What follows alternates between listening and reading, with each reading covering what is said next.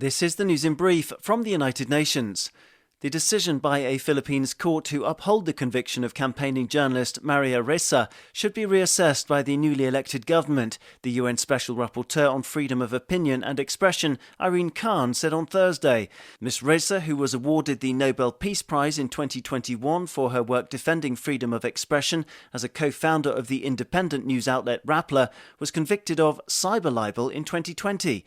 It followed the publication of an article on alleged corruption involving the Chief Justice of the Supreme Court in the Philippines. The ruling against Ms. Ressa by the Court of Appeal earlier this month also applied to another writer associated with the article, Reynaldo Santos Jr. His prison sentence was increased by several months, along with Ms. Ressa's, to more than 6 years and 8 months. Ms. Khan said that she was deeply concerned by recent developments in the Philippines to silence investigative journalism and called on newly elected President Ferdinand Marcos Jr.'s government to withdraw the charges against Ms. Ressa. Many African countries which are still over-reliant on exporting raw commodities need to transform their economies urgently if they're to lift themselves out of recession, UN economists said on Thursday. According to the UN trade and development body UNCTAD, fewer than half of all African countries have successfully diversified their raw exports into high-value manufactured goods, which provide protection against fluctuating prices on international markets. The UN agency also insisted that many African governments are doing too little to promote jobs in digitalization and high-tech sectors, which are essential to promoting investment and value in national economies. Rebecca Greenspan, Secretary-General of UNCTAD, insisted that financing for climate adaptation and resilience across Africa could play a key role in future-proofing the continent. But major obstacles remain in the way of many developing countries in Africa getting access to cheap loans from the International Monetary System, she noted. The countries can do a lot themselves, but the international framework is not conducive, and will hit them again and in a way will limit their fiscal space and their financing space. So it's very difficult to do all the things that they have to do. Staying in Africa, where there's been a sharp rise in the number of diseases passing from animals to people in the last decade, the UN Health Agency, WHO, said on Thursday. According to the World Health Organization, the threat for Africa is severe after new data analysis revealed a 63% increase in the number of animal-to-human outbreaks on the continent from 2012 to 2022, compared to the previous 10 years. With more on these zoonotic diseases, as they're also known, here's WHO's Regional Director for Africa, Dr. Matshidiso Moeti. 1 in every 3 confirmed public health events in the region in the past decade was a zoonotic disease outbreak, with a significant spike in 2019 and 2020, when these diseases accounted for half of all public health events. A deeper dive reveals that Ebola and similar hemorrhagic fevers constitute nearly 70% of these outbreaks. The remainder include, among others, monkeypox, dengue fever, anthrax, and plague.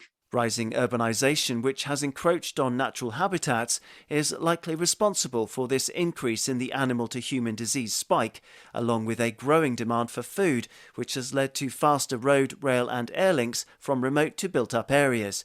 To keep populations safe, Dr. Moeti urged greater cooperation among human, animal and environmental health experts working in collaboration with affected communities. Just as important are reliable surveillance and response measures, the WHO official insisted, so that medics can detect the diseases and quell any potential spread. Daniel Johnson, UN News.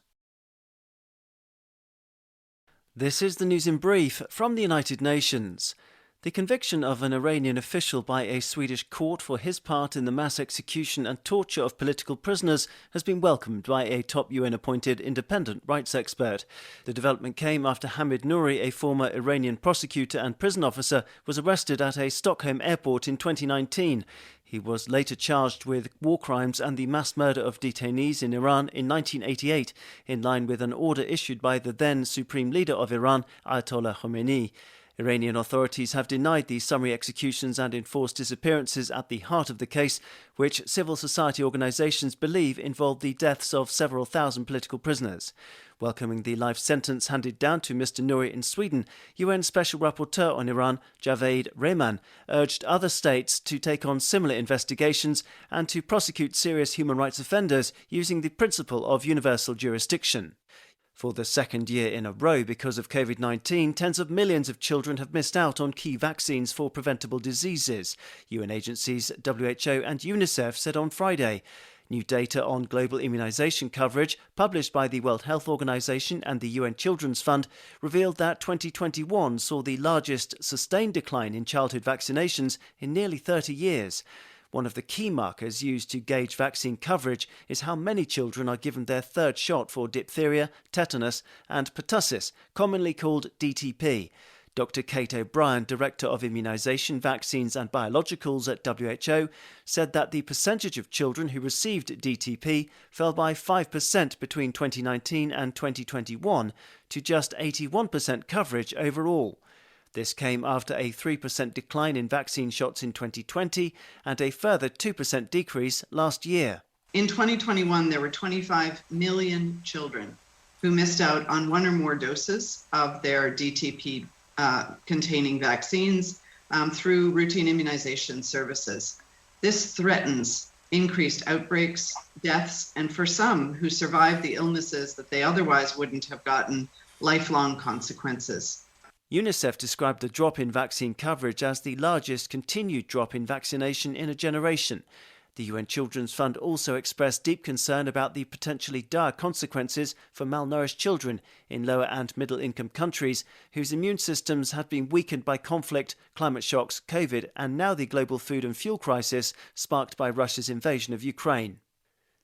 In Geneva, a top UN expert expressed deep concern on Friday about the right to a fair trial in Tunisia and the status of the judiciary after 57 judges were fired last month by presidential decree.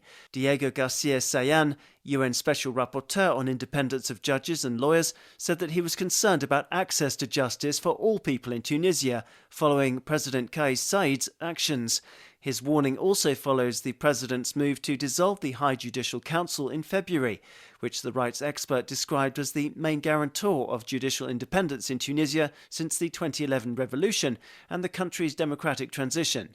Following the dismissal of the High Judicial Council, another presidential decree replaced it with an interim panel whose judges could be appointed, promoted and disciplined by the president, the special rapporteur said. He noted in a statement that the judiciary in Tunisia has suspended the strike it's been leading for more than a month, but 3 judges are still on hunger strike, which they began on the 22nd of June, and 2 others have joined since the 6th of July. Daniel Johnson, UN News.